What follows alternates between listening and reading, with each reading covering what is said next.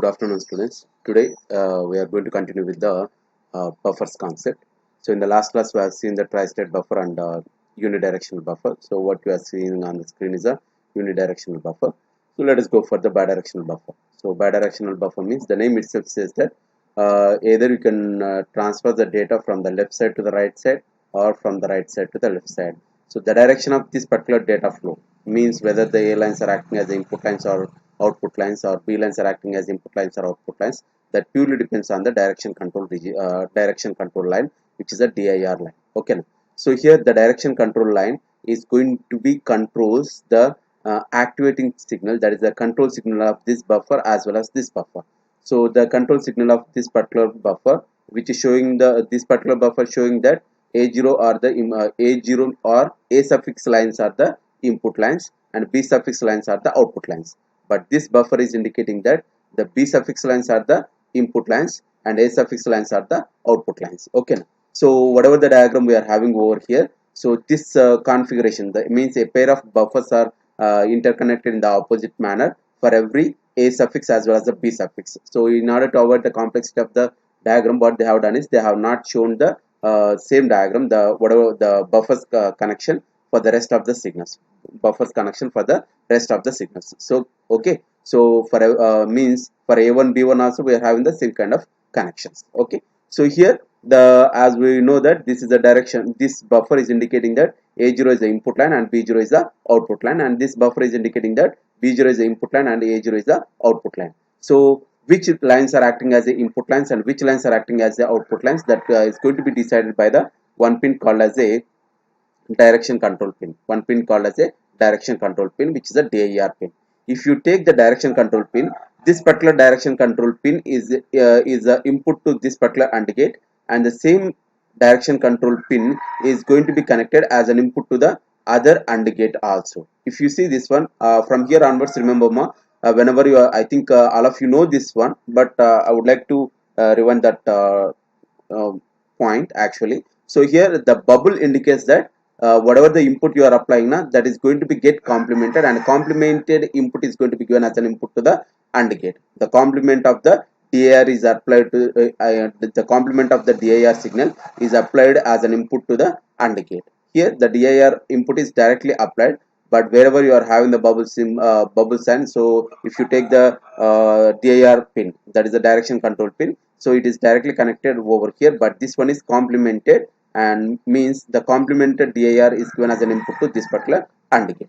And we have one more pin called as a chip enable pin. From here onwards, you will come across the two different naming conventions. One is a CS, which is a chip select signal, and another one is a CE, which is a chip enable signal. Okay, now so means each IC is going to be gives its functionality only when you are enabling the appropriate chip select signal or the chip enable signal. But if you take this one, this is a bidirectional buffer now, so this entire thing is a bidirectional buffer. So bidirectional buffer, this bidirectional buffer is going to be gives its functionality only when you are applying the chip enable signal. Means either you may have the input lines and you may have the output lines and you have applied the DAR signal, but if you want to get the functionality, you are supposed to enable the chip enable signal. You are supposed to enable the chip enable signal. Okay, now so this chip enable signal, if you see this one, we are having the bubble, means it is the active low input line.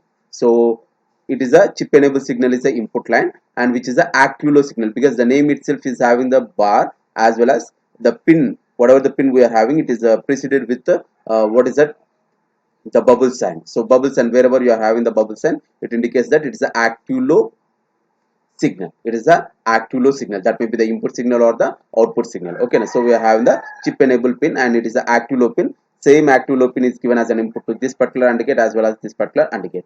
Now if you want to get the function, let us suppose in this buffer I want to get I want to take the A0, I want to take the A suffixes as a as input line, A suffix as an input line, input, and B suffix as an output. Okay, now so I would like to take the A suffix as an input line, B suffix as output. Okay, now output. So if you want to get like this, means if you want to configure the A lines are the input lines and the B lines and the output lines, what are the signal status which we are supposed to apply is a question. So in this case, if you want to get the A lines at the input line, what you are supposed to do, you are supposed to enable this particular buffer now. In order to enable this buffer, this as we know that it is a tri-state buffer now, this buffer is having the input line as well as the output line along with the control line. So this control line is the active high signal. So means the AND gate output should be the active high. The AND gate input should be the active high. If you want to get the A as an input line and B as an output line, then you are supposed to get, if I am assuming this is a AND gate 1, so you are supposed to get the output of the AND gate 1 as a 1. If you are getting the output of the AND gate as a 1, then only the line, this one is going to be the input line and this one is going to be the output line. So to get that one, you are supposed to get the output of the means output of the AND gate as a high now. For that, you are supposed to focus on the input lines of the AND gate. As we know that the AND gate statement is a if all the inputs are high, then the output is going to be high. If all the inputs are high, then the output is going to be high. Means here, in order to get the output, in order to get the this kind of configuration, you are supposed to apply the binary 1 at the input of the, what is that? You are supposed to apply the binary 1 at the input of the DIR pin. Okay, na? And binary 0 at the input of the CE pin, because irrespective of the direction of the data flow, you are supposed to enable the chip enable signal. So that's why CE is always the active low signal, that is a binary 0. So if you are applying the binary 1 over here and binary 0 over here, let us focus on the binary 0. If you are applying the binary 0 over here, then this 0 is going to be get complemented by this particular NOT gate symbol, which is a bubble. Okay, now so complemented means 0 complement is nothing but the 1. So means one of the input is 1. So here also same signal is given as an input to the another AND gate na. So here also this line is a bubble na. So 0 complement means it is a 1, means this input as well as this input as well as this input, both are ones, and the output purely depends on the other input of the AND gate. The output purely depends on the other input of the AND gate. What we have done, we made the DIR pin as a active high signal. When you are making this signal as an active high signal, then it is going to be given directly to the this AND gate.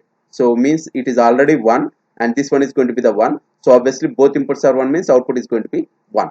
Okay. And if you focus on the next AND gate, so the DIR is a 1 na? So 1 is going to be get complemented. 1 is complemented means obviously it is going to becomes a 0. If one of the input of the AND gate is 0, if one of the input of the AND gate is 0, then obviously output is going to be the 0. Means this output is going to be, sorry, okay, so this output is going to be 1.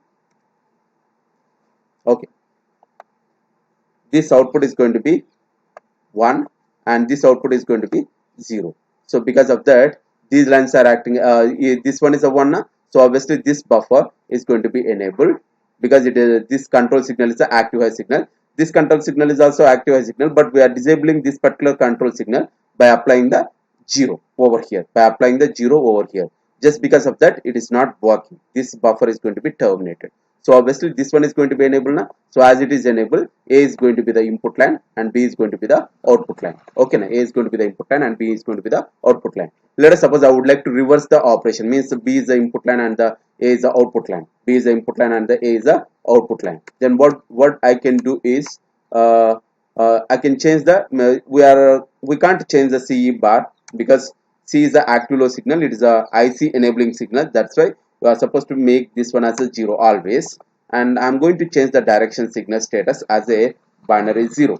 So I'm going to change this signal status as a binary 0. If I'm changing this signal status as a binary 0, then obviously this input is going to be disabled, because one of the input of the AND gate is here we are having the direct input now. So this one is going to be the 0, means one of the input of the AND gate is a 0, means obviously output is going to be 0. Output is going to be 0, and the same 0 is applied as an input to this one, but this one is having the inversion now. So inversion means 0 complement, means it is going to be the 1.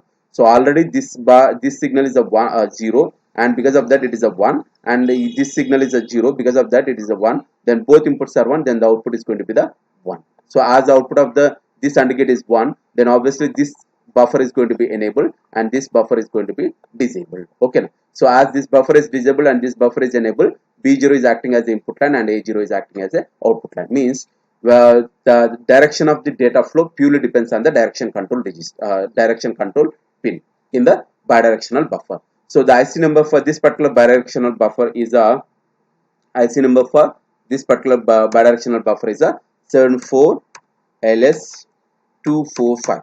So 74LS245 is the IC number for this particular bidirectional buffer. Okay now. So bidirectional buffer means we can configure one of the means a group of lines as the input lines as well as the output lines. Other group of lines also as an input lines or the output lines. That purely depends on the direction control pin. That purely depends on the direction control pin. Direction control pin means by changing the direction control signal status, we can make the A suffixes as input lines and B suffixes as an output line. By changing the direction control pin, we can also make the B suffixes as the input lines and A suffixes as the output lines. So this is the explanation of the bidirectional control. Uh, bidirectional buffer. It is going to be the bidirectional buffer. The IC number for the bidirectional buffer is a 74LS245. Okay. So it is also one of the important short question. Unidirectional buffer means one set of lines are always the input lines and other set of lines are always output lines. But in case of the bidirectional buffer, once means a particular set may become the input line as well as the output line. That purely depends on the direction control pin. Direction control pin. Okay. So this is all about your bidirectional buffer. So next topic is, let's go to the another one, which is nothing but the latch. So actually it is a, there is a slight difference between the latch and the flip-flop, but I'm not going to define that difference, what exactly that difference over here. So I'm just calling this one as a D-latch. Okay now. So D-latch. Okay. So it is a D-latch. So D-latch is nothing but it is a flip-flop. It is a flip-flop. So when we can call the D flip-flop as it is actually D flip-flop, when we can call a particular flip-flop as a latch and when we can call a particular flip-flop as a flip-flop, there is a slight difference in the signal, applying the signal status to the input lines of the input of the clock signal as well as the input line. Okay now. So I'm not focusing on that particular point especially. Okay now. So I'm just focusing on that I'm using the D flip-flop as a latch. Simple statement is I'm using the D flip-flop as a latch. Okay. So what is the D flip-flop actually? D flip-flop is nothing but the data flip-flop. D flip-flop is nothing but the data flip-flop. Means whatever the input is there, that is going to be stored at the output line when you are applying the proper clock signal. When you are applying the proper clock signal, at that time the input is going to be, the present input is going to be shown as an output line. Okay now. So flip-flop is nothing but it is able to store the 1-bit binary information. Flip-flop is an element which stores the 1-bit binary information. Flip-flop is an element which stores the 1-bit binary information. 1-bit binary information. Okay. So here, as I said, the input in simple statement, if you want give the D flip-flop statement, output follows the input if you are applying the proper clock signal. Output follows the input if you are applying the proper clock signal. If you are disabling the clock signal, output of the D flip-flop is nothing but the previous input. Output of the D flip-flop is nothing but the previous input. Okay now. So that's all for the latch concept. Okay. So I'm not going to differentiate what exactly the latch and flip-flop. I'm just saying that D flip-flop is used as a latch and output is nothing but the input whenever you are applying the appropriate clock signal. If you are disabling the clock signal of the D flip-flop, then the output is nothing but the previous input.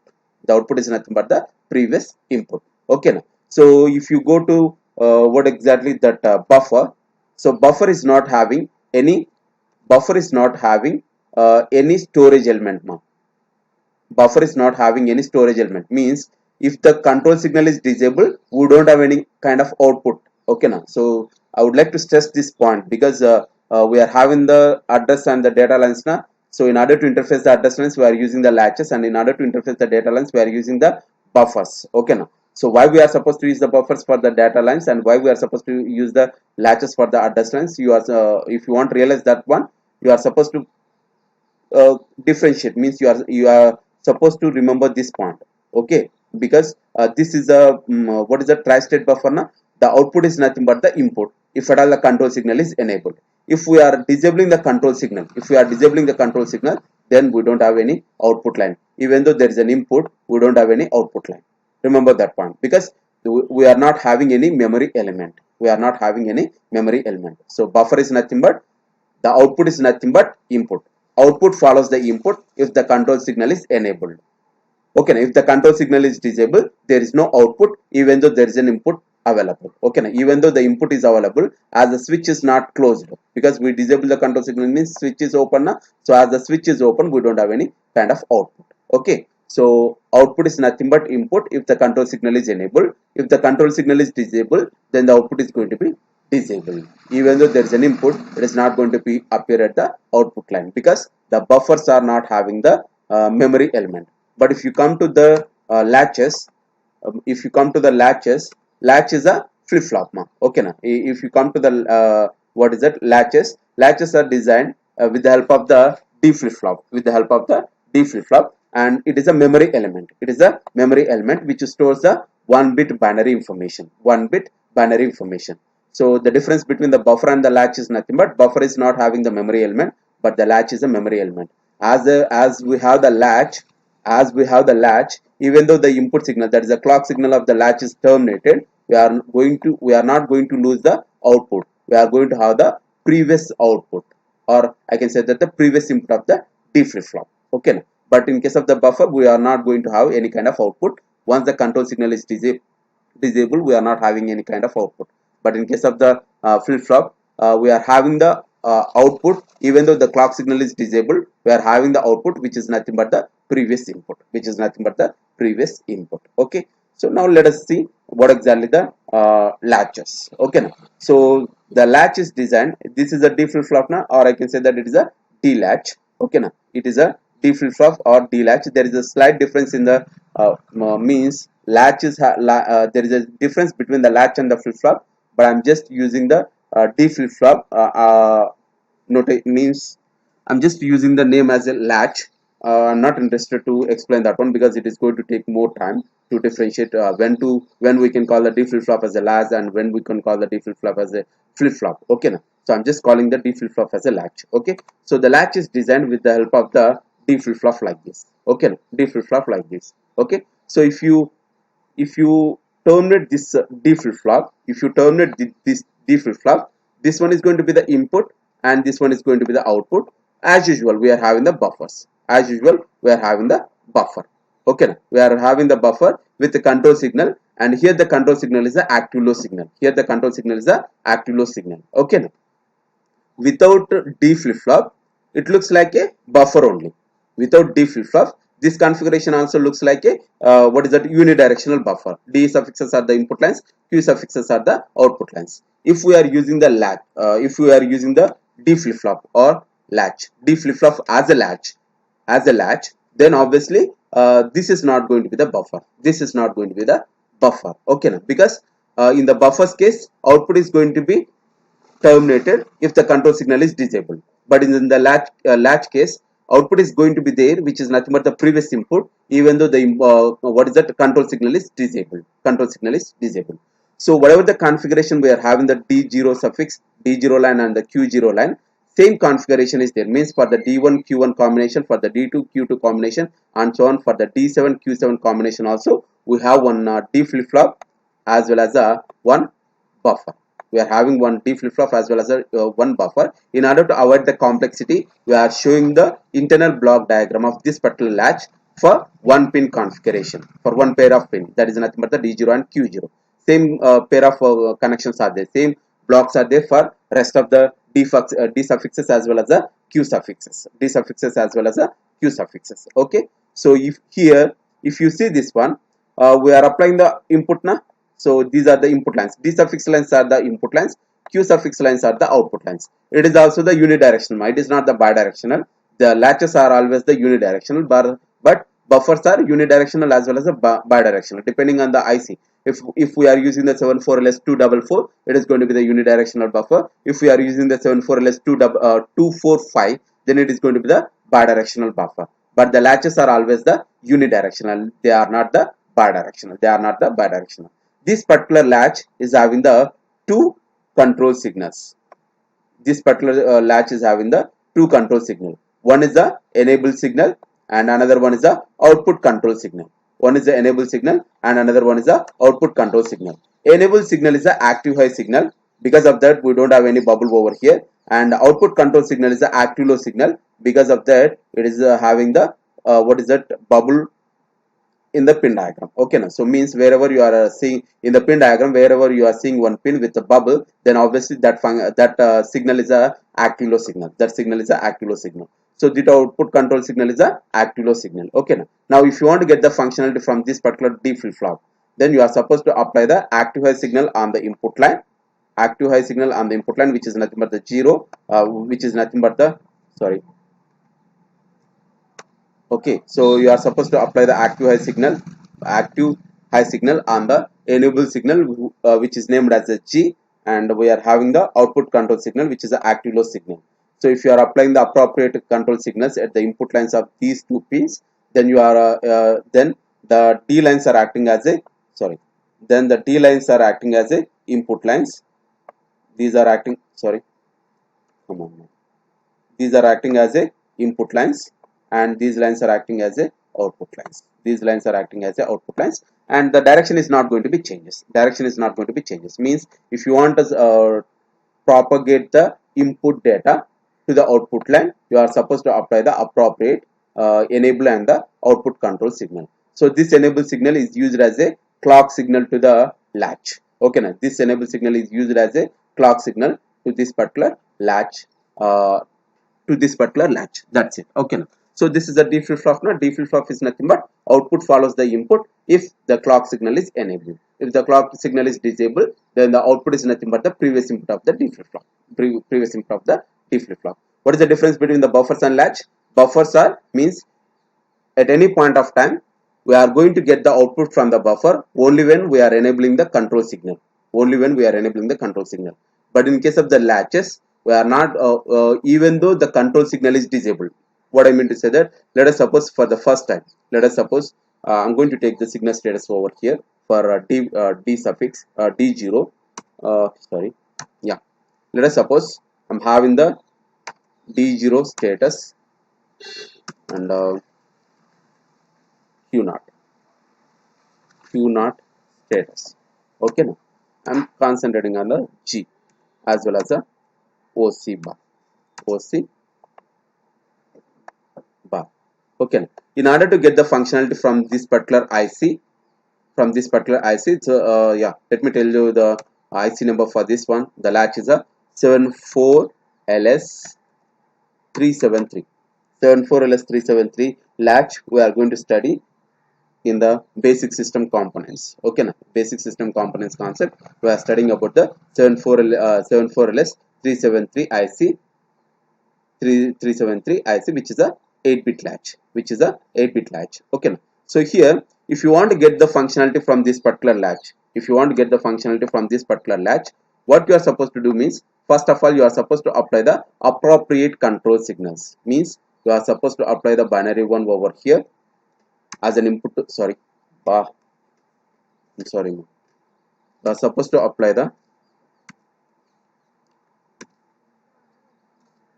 okay, now it is a 74LS373, just note it down. Okay, so D0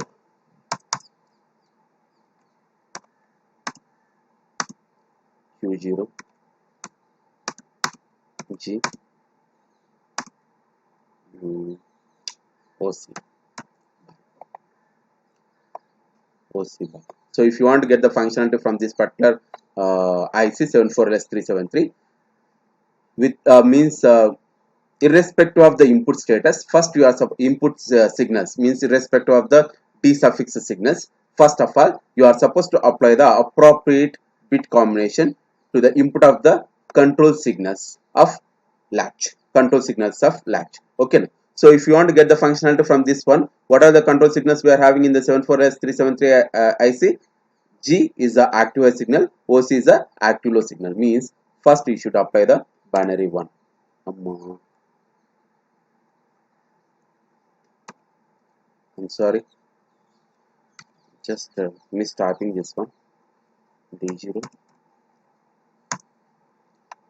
sorry, Q0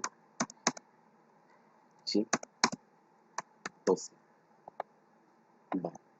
So first you should enable the activating signals. Which is nothing but the, you are supposed to apply the binary 1 to the G and binary 0 to the OC bar. So once you apply the binary 1 to the G and binary 0 to the OC bar, then output is nothing but the output is nothing but Q is nothing but the D.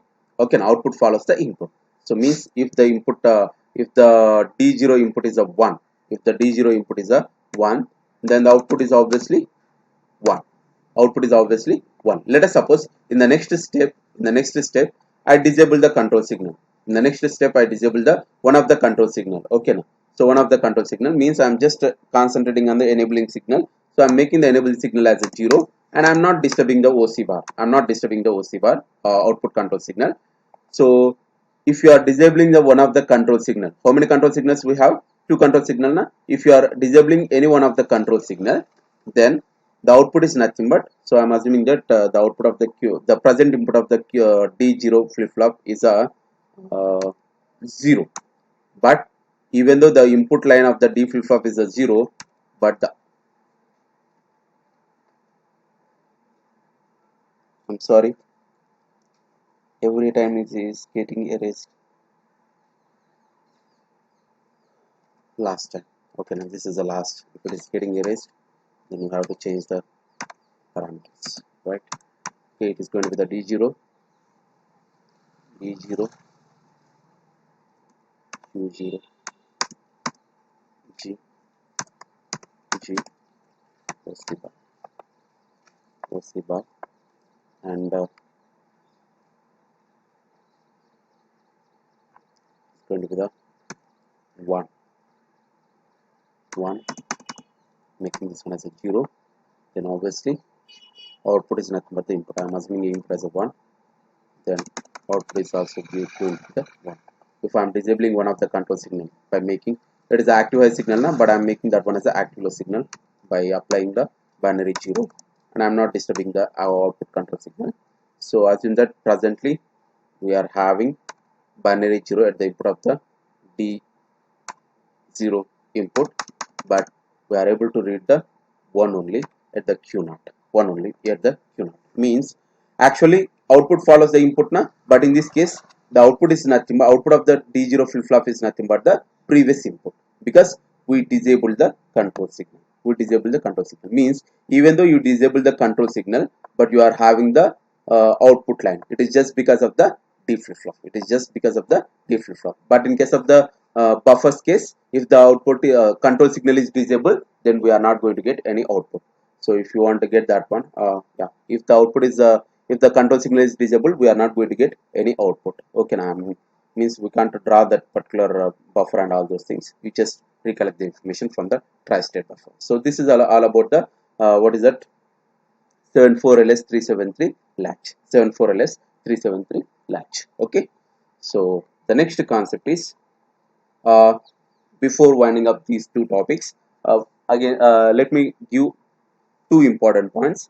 Remember ma, latch is nothing but it is designed with the help of the flip flop. So that's why we are having the means the output is not, output is going to be retained even though the control signal is disabled.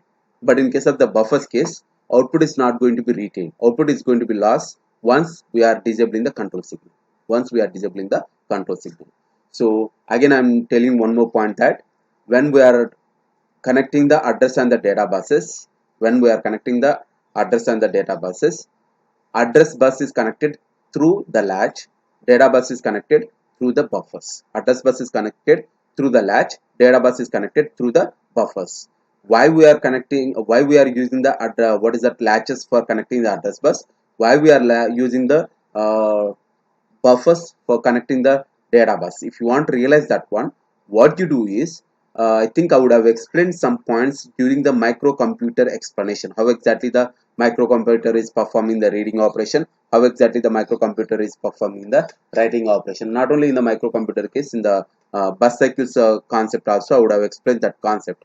You just recollect that information before going to realizing why we are supposed to use the latch for connecting the address bus, why we are supposed to use the buffers for connecting the data bus, buffers for connecting the data bus. Okay now.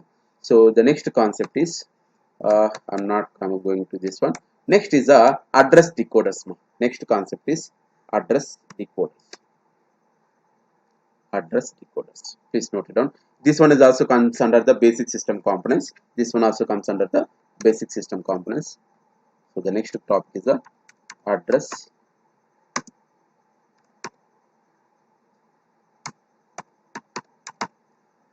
decoders. Okay, next concept is the address decoders.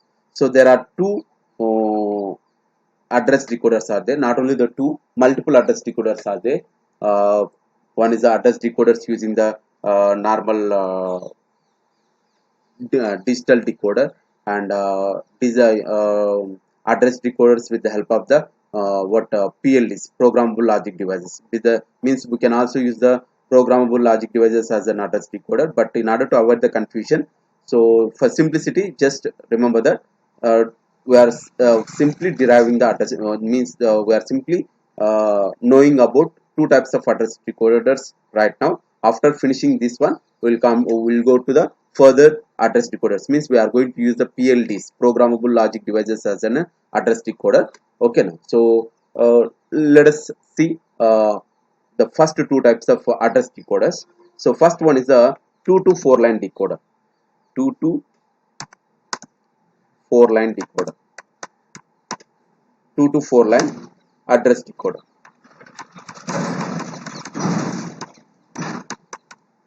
2 to 4 line address decoder, and the next one is the 3 to 8 line address decoder.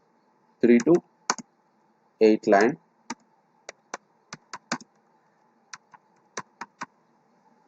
address decoder. Okay, now 2 to 4 line address decoder, 3 to 8 line address decoder. What exactly the IC number for the 2 to 4 line decoder is a IC number for the IC number for the 2 to 4 line address decoder. IC number for the 2 to 4 line address decoder is a 2 to 4 line address decoder is 74LS138. Okay, IC number for the 2 to 4 line address decoder is a 74LS138. IC number for the 3 to 8 line address decoder is a 74LS139. That is a IC number for 3 to 8 line address decoder. Okay, address decoders. There are two types of address decoders: 2 to 4 line address decoder and 3 to 8 line address decoders. Or in one shot, if you want to give the unique explanation, we are having the N. We are having the wait. Let me change the color. Okay, so we are having the N2 2 power N. N2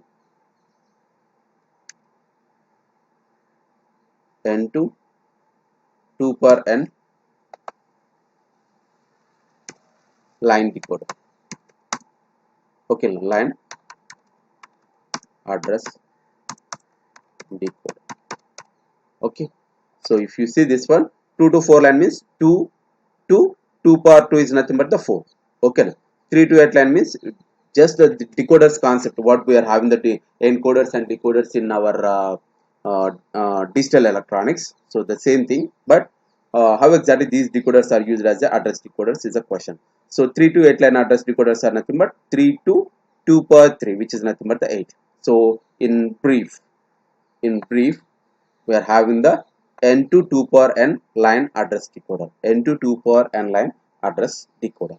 So what exactly the usage of this particular address decoder and how it is playing a major role in interfacing the memory devices. Actually, in interfacing the memory devices to the microprocessor, as well as in interfacing the IO devices to the microprocessor, the address decoders are playing a major role. Address decoders are playing a major role. Okay, now.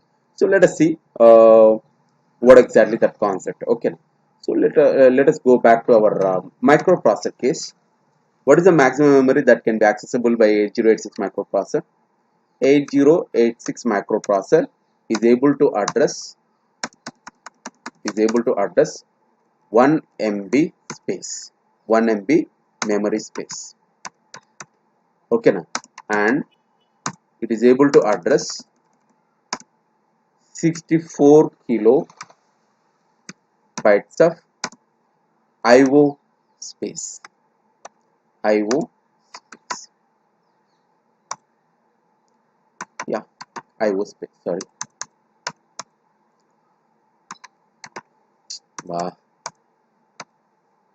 It's So 8086 microprocessor is able to address the 1 MB memory space, and means it is with respect to the memory devices, it is able to access the 1 MB memory space. If you are going to IO devices, the 8086 microprocessor is providing the 64 kilobytes of IO space. 8086 microprocessor is providing the 1 MB memory space for the memory devices, and 8086 microprocessor is providing the 64 kilobytes of IO space for the IO devices. IO space for the IO device. Okay, now. So now, in order to map the memory devices, means what exactly the meaning is. It is a little bit depth one. Okay, so here I'm assuming this is my okay.